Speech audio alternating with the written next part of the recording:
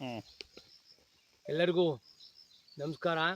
ಎಲ್ಲ ಗೌರವಾನ್ವಿತ ರೈತ ಬಂಧುಗಳೇ, ಏನು ಕೇಂದ್ರ ಸರ್ಕಾರ ನಿನ್ನೆ ತಾನೇ ಕ್ವಿಂಟಾಲ್ಗೆ 10 ರೂಪಾಯಿನ ಎಷ್ಟಿದೆ, ಒಂದು ಟನ್ ಕಬ್ಬಿಗೆ 100 ರೂಪಾಯಿನ FRP ದರ ಅವನ ಎಷ್ಟಿದೆ. ಕಬ್ಬು ಬೆಳೆಯೋದಕ್ಕೆ 4,450 ರೂಪಾಯಿ ಆಗ್ತದೆ ಅಂತ ರಾಜ್ಯ ಸರ್ಕಾರ ವರದಿ ಕೊಟ್ಟಿದೆ. ಹಾಗಾಗಿ ಅದಕ್ಕಿಂತ ಜಾಸ್ತಿ ಕೊಡಬೇಕು ಹೊರತು ಅದಕ್ಕಿಂತ ಹೀಗಾಗಿ ಏನು 8.5 ಇತ್ತು, 9 ಬಂತು, 9.25ಗೆ 10 ಕಾಲ್ಗೆ ಹೋಗಿದ್ದಾರೆ. ಹೀಗಾಗಿ ಅದನ್ನ ಏನು ರಿಕವರಿ ಪಾಯಿಂಟ್ನ ಜಾಸ್ತಿ ಮಾಡ್ತಾ ಒಂದು ಕಬ್ಬು ಬೆಳೆಗಾರರಿಗೆ ಭಾಳ ಅನ್ಯಾಯ ಮಾಡ್ತಾಯಿದ್ದಾರೆ. ಹಾಗಾಗಿ ಕನಿಷ್ಠ ಒಂದು 5,500 ರೂಪಾಯಿಗಳನ್ನು, ಒಂದು ಕನಿಷ್ಠ 5,000 ರೂಪಾಯಿಗಳನ್ನು ಆದರೂ ಕೇಂದ್ರ ಸರ್ಕಾರ ಒಂದು ಟನ್ ಕಬ್ಬಿಗೆ ಕೊಡಬೇಕು. ಹಾಗಾಗಿ ಅದನ್ನ ಕೊಡೋದಲ್ಲಿ ವಿಫಲರಾಗಿದ್ದಾರೆ. ಯಾಕಂದರೆ ಅವ್ರಿಗೆ ಬಗಾಸ್ ಇದೆ, ಮೊಲಾಸಸ್ ಇದೆ, ಪ್ರೆಸ್ ಮಡ್ ಇದೆ, ಸಕ್ಕರೆ ಇದೆ, ಎಲ್ಲ ಲಾಭಗಳನ್ನು ಇವತ್ತು ಸರ್ಕಾರ ನಡೀತಾ ಇರೋದೇ ಕಬ್ಬು ಬೆಳೆಗಾರರಿಂದ. ಹಾಗಾಗಿ ಕೋಟ್ಯಾನು ಕೋಟಿ ಲಾಭ ಇರಾಗ ಫ್ಯಾಕ್ಟ್ರಿಗಳ ಪಾಲಿಗೆ ಮಣಿದು ಅವರು ಕೊಡೋ ಎಂಜಲ್ ಕಾಸಿಗೆ ರಾಜ್ಯ ಸರ್ಕಾರ ಆಗಿರ್ಬೋದು, ಕೇಂದ್ರ ಸರ್ಕಾರ ಆಗಿರ್ಬೋದು, ಅವರ ಕಾಸುಗಳಿಗೆ ಎಂಜಲ್ ಕಾಸಿಗೆ ಕೈ ಒಡ್ಕೊಂಡು ಇವತ್ತು ರೈತರಿಗೆ ಕೋಟ್ಯಾಂತರ ರೈತರಿಗೆ ಅನ್ಯಾಯ ಮಾಡ್ತಾಯಿದ್ದಾರೆ. ಹಾಗಾಗಿ ಕನಿಷ್ಠ ದರವನ್ನು ಒಂದು 5,000 ರೂಪಾಯಿ ನಿಗದಿ ಮಾಡಬೇಕು.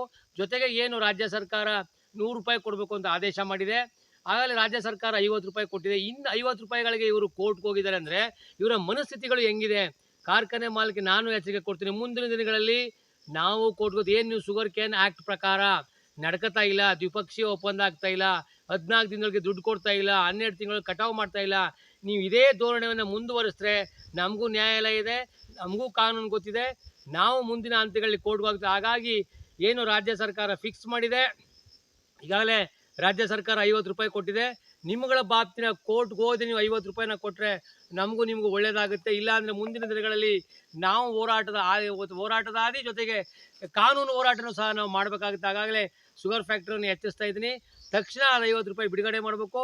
ಜೊತೆಗೆ ಏನು ಸರ್ಕಾರ ಒಂದೊಂದು ಕಾನೂನು ಮಾಡಬೇಕು. ರಾಜ್ಯ ಸರ್ಕಾರ ಆಗಲಿ, ಕೇಂದ್ರ ಸರ್ಕಾರ ಆಗಲಿ, ಅವ್ರು ಏನು ಫಿಕ್ಸ್ ಮಾಡ್ತಾರೆ ಅದ್ರ ಮೇಲೆ ಕೊಡಬೇಕು ಹೊರತು ಅದ್ರ ಕಡಿಮೆನೇ ಕೊಡ್ಬೇಕು. ಜೊತೆಗೆ ಈ ರಾಜ್ಯ ಸರ್ಕಾರಗಳಿಗೆ ಮಾನ ಮರ್ಯಾದಿಲ್ಲ. ನೀವೇ SAPನ ಜಾರಿ ಮಾಡಿ, ನೀವೇ ಆ ಪವರ್ನ ತಗೊಳ್ಳಿ. ನೀವು ಕಬ್ಬು ಬೆಳೆಗೆ ರೇಟ್ ಫಿಕ್ಸ್ ಒಂದು ಪವರ್ನ ತಗೊಳ್ಳಿ, ಒಂದು ಶಾಸನಬದ್ಧವಾದ ಹಕ್ಕನ್ನ ತಗೊಳ್ಳಿ, ಆಗ ಚಲಾಯಿಸಿ. ಬರೀ ನೀವೆಲ್ಲರೂ ಸಕ್ಕರೆ ಲಾಬಿಗಳು ಒಳಗಡೆ ಮಿನಿಸ್ಟ್ರಿಂದ ನೀವೆಲ್ಲ ಲಾಬಿ ಮಾಡ್ತೀರಾ. ಆವಾಗ ದುಡ್ಡು ಕೊಡೋದ್ರಲ್ಲಿ ಯಾವ BJPನೂ ಇರಲ್ಲ, ಕಾಂಗ್ರೆಸ್ ಇರಲ್ಲ, ದಳ ನೀವೆಲ್ಲ ಒಂದಾಗ್ತೀರಾ. ಹಾಗಾಗಿ ರೈತರು ನಾವು ಬುದ್ಧಿ ಕಲಿಬೇಕು. ಇನ್ನು ಮುಂದೆ ನಾವು ಓಟ್ ಹಾಕ್ಬಿಟ್ಟು ನಾವೆಲ್ಲರೂ ಒಗ್ಗಟ್ಟಾಗಬೇಕು. ಇಲ್ಲಿ ಕಾಂಗ್ರೆಸ್ ರೈತ ಇಲ್ಲ, BJP ರೈತ ಇಲ್ಲ, ದಳ ರೈತ ಇಲ್ಲ.